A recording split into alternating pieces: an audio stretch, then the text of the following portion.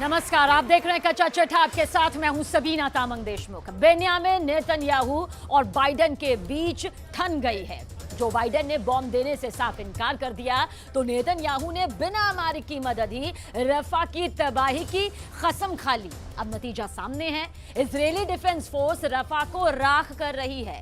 Inch दर inch बारूद बिछाकर रफा को घुटने टेकने पर मजबूर कर रही है।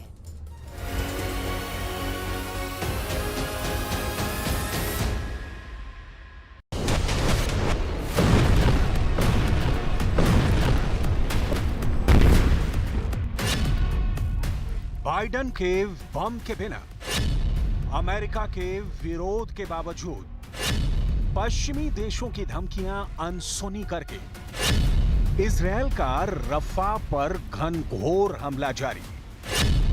रफा को राख कर देंगे नेतन्याहू।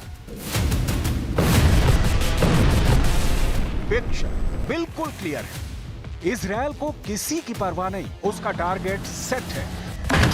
हमास के आखिरी आतंकी को खत्म करने तक इजरायल नहीं रोकने वाला। बीच में चाहे 14 लाख की आबादी वाला रफा का इलाका है, चाहे बाइडेन के हथियारों की खेप रोक देने की धमकी आए, इजरायली डिफेंस फोर्स रुकने वाली नहीं है। नतीजा सामने है, रफा जल रहा है। इजरायली सेना ने रफा को रसद पानी पहुंचाने वाली आखिरी लाइन पर भी कब्जा कर लिया है। रफा सिसक रहा है, सुबक रहा है। इजरायली फोर्स लाश पर लाश बिछा रही है। 3 पॉइंट में समझते हैं कि बाइडेन के विरोध के बावजूद नेतन्याहू रफा पर हमले क्यों कर रहे हैं।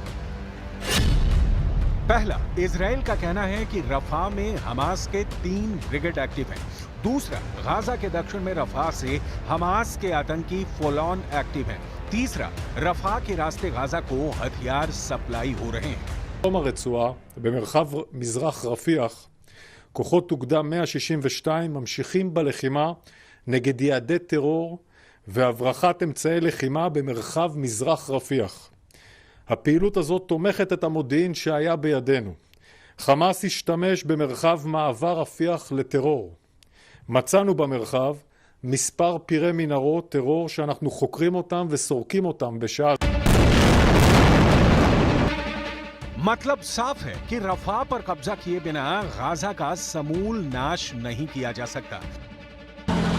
लिहाजा कोई टोके, कोई रोके, इजरायल रफा पर हमला करने से चूकने वाला नहीं है। अमेरिकी कोशिश है कि नेतन्याहू रफा को निशाना नहीं बनाए, क्योंकि वहां बड़े पैमाने पर हमले में सिविलियन की मौत हो सकती है।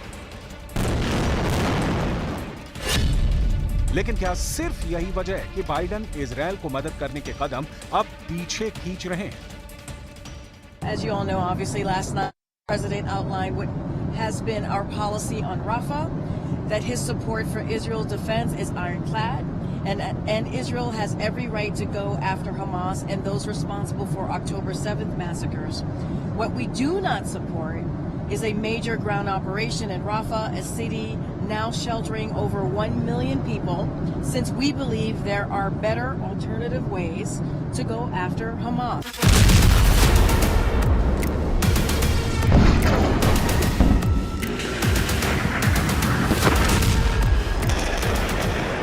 अमेरिका ने 2000 पाउंड के बमों की खेप इजरायल भेजे जाने पर रोक लगा दी है। ये तथ्य है कि अमेरिकी हथियारों के बिना इजरायल का हमास के खिलाफ अभियान बहुत लंबे समय तक नहीं चलाया जा सकता। लेकिन इस वक्त इजरायल का स्टैंड बिल्कुल क्लियर है कि बिना अमेरिकी मदद के भी वो हमास का अंत करने के लिए काफी है। לצה"ל יש חימושים למשימות שהוא מתכנן, וגם למשימות ברפיח יש לנו את מה שאנחנו נזקקים לו. אני אומר את זה פה במסגרת כל מה שעלה עם ארצות הברית, וחשוב לומר את זה. टाइम्स ऑफ इजरायल की रिपोर्ट के मुताबिक बाइडेन ने कहा है कि इजरायल को रफा में मिलिट्री ऑपरेशन और अमेरिकी हथियारों के बीच किसी एक को चुनना होगा। तो नेतन्याहू ने चुन लिया है रफा में मिलिट्री ऑपरेशन।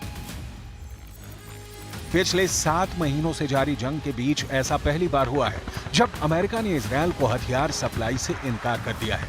लिहाजा इसके पीछे की अमेरिकी वजह को डिटेल में समझना बहुत जरूरी है। बाइडन ने साफ तौर पर कबूल किया है कि अमेरिका के हथियारों से गाजा में आम नागरिकों की मौत हुई है।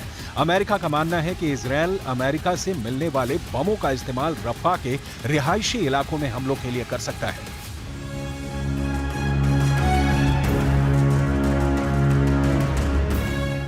लेकिन इजरायल को हथियार देना बंद करने के पीछे सिर्फ रफा में होने वाली मौतों की आशंका नहीं है। पिछले कुछ समय से इजरायल को मदद देने पर प्रेसिडेंट बाइडन को आलोचनाओं का सामना करना पड़ रहा है। अमेरिकी यूनिवर्सिटीज में फिलिस्तीन के समर्थन में लगातार प्रदर्शन हो रहे हैं। कई अमेरिकी सांसद भी इजरायल को भेजी जाने वाली मदद पर सवाल उठा चुके हैं। जाहिर है बाइडन का यह एक्शन मजबूरी में उठाया गया कदम है। यह ध्यान देने वाली बात है कि बाइडन ने नेतन्याहू को बम देना बंद किया है। अमेरिका ये अब भी कह रहा है कि इजरायल की सुरक्षा की जिम्मेदारी से वो पीछे नहीं हट रहा। यानी अमेरिका नेतन्याहू के सिर्फ रफा में मिलिट्री ऑपरेशन के खिलाफ है, ना कि हमास के अंत से उसे परेशानी है। अब सवाल उठता है कि रफा के जिन लोगों को अमेरिका मासूम मानता है, इजरायली हमले में जिनके मारे जाने की आशंका है, उन्हें मरने से कौन बचाएगा? रफा को फिलहाल कोई बचाने वाला नहीं दिख रहा। यह दीगर बात है कि रफा के लोगों के लिए अंतर्राष्ट्रीय मदद के दरवाजे खुले हुए हैं। कई पश्चिमी देशों जिसमें अमेरिका भी शामिल है, वहां से रफा को राशन पानी भेजा जा रहा है। लेकिन इस बीच रफा की जमीन जल रही है। इजरायली डिफेंस फोर्स के बारूद से रफा लहूलुहान है। अब तक 1 लाख से ज्यादा लोग पलायन के लिए मजबूर हुए हैं। 7 अप्रैल से अब तक कम से कम 50 लोगों की रोजाना मौत हो रही है। रफा में मौत और जख्मों की रिपोर्ट सिर्फ चौंकाती नहीं है, डराती भी है। अमेरिका की दलील है कि नेतन्याहू ने अब तक रिहायशी इलाकों में हमले नहीं किए हैं। लेकिन दूसरी ओर मौतों का आंकड़ा बता रहा है कि इजरायली डिफेंस फोर्स के सामने जो भी आ रहा है नेस्तनाबूद हो रहा है। रूस यूक्रेन जंग को 800 से ज्यादा दिन हो चुके हैं, लेकिन ऐसा एक बार भी नहीं हुआ कि रूस हारता नजर आए। इधर 5वीं बार रूस के राष्ट्रपति बने व्लादिमीर पुतिन ने जंग के लिए एक ऐसी टीम बना ली है जो तीसरे विश्व युद्ध में यूरोप से लेकर अमेरिका तक कोहराम मचाने के लिए तैयार बैठी है।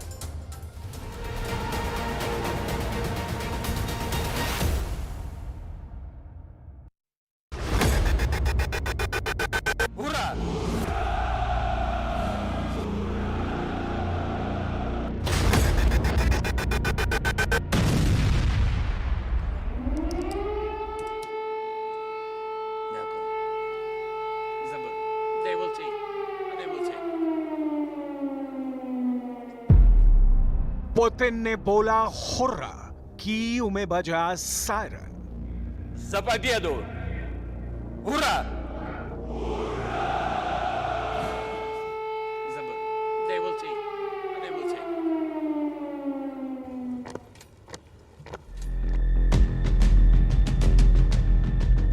पांचवी बार रूस के राष्ट्रपति बनने के बाद व्लादिमीर पुतिन कुछ ज्यादा ही खतरनाक और आक्रामक हो गए हैं।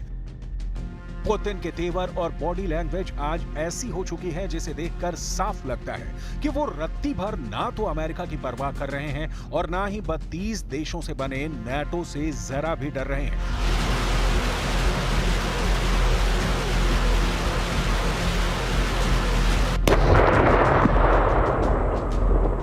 यूक्रेन को तो पुतिन ने फुटबॉल समझ रखा है। जब जी चाहता है 2-4 लातें मार देते हैं।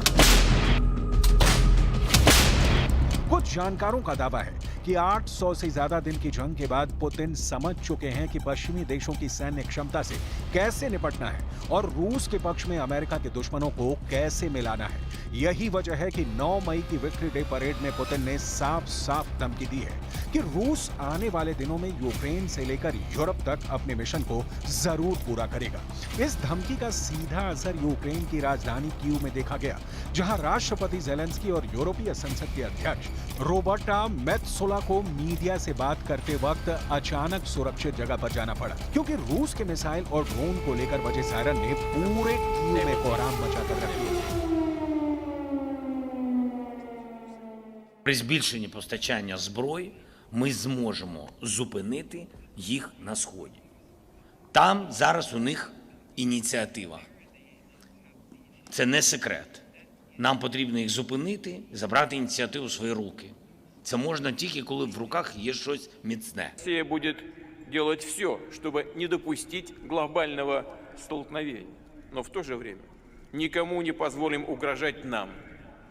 Наши стратегические силы всегда в боевой готовности. Внимание! Пуск! Є пуск.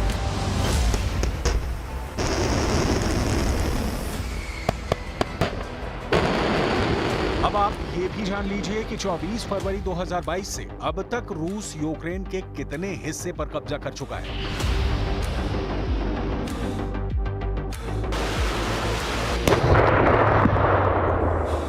यूक्रेन की डीप स्टेट टेलीग्राम चैनल की रिपोर्ट का दावा है कि रूस ने यूक्रेन की 62,000 वर्ग किलोमीटर से ज्यादा जमीन पर कब्जा कर लिया है।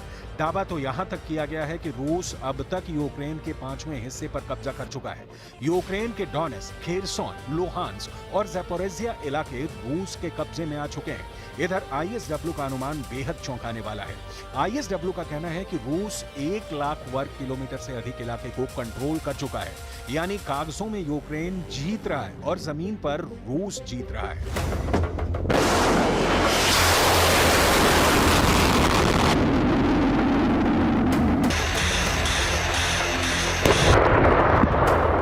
हारते यूक्रेन को बचाने के लिए वैसे तो नाटो के 32 देश जुटे हुए हैं, लेकिन इसमें नाटो देश अमेरिका यूक्रेन को जंग में जीत दिलाने के लिए एड़ी चोटी का जोर लगा रहा है। अमेरिका ने यूक्रेन को नई 61 अरब डॉलर की सैन्य सहायता जारी की है ताकि हारते यूक्रेन को जिताया जा सके। वहीं दूसरी तरफ रूस में Putin France, America, Britain, Germany के घातक हथियारों की प्रदर्शनी दिखा रहे हैं और दावा कर रहे हैं कि रूस से जो भी पश्चिमी देश टकराएगा उनके हथियारों को रूस भून कर रख देगा। जंग के 6 यार, पुतिन की विश्व युद्ध टीम। जरा पुतिन के साथ मौजूद इन राष्ट्र प्रमुखों को गौर से देख लीजिए। ये वो लोग हैं जो रूस के साथ मरते दम तक साथ देने का वादा कर चुके हैं। इसमें बेलारूस के अलेक्जेंडर लुकाशेंको, कजाकिस्तान के कासिम जोमार्ट टोकायेव, किर्गिस्तान के सदीर झापारोव, आर्मेनिया के निकोल पशिन्यान, उज्बेकिस्तान के शौकत मर्जियोयेव और क्यूबा के मिगुएल डियाज कैनेल मौजूद हैं। ये जंगी टीम मॉस्को में पुतिन के साथ बड़े युद्ध की तैयारी में जुटी है। 1500 किलोमीटर दूर से हमला, अब नाटो और रूस की जंग।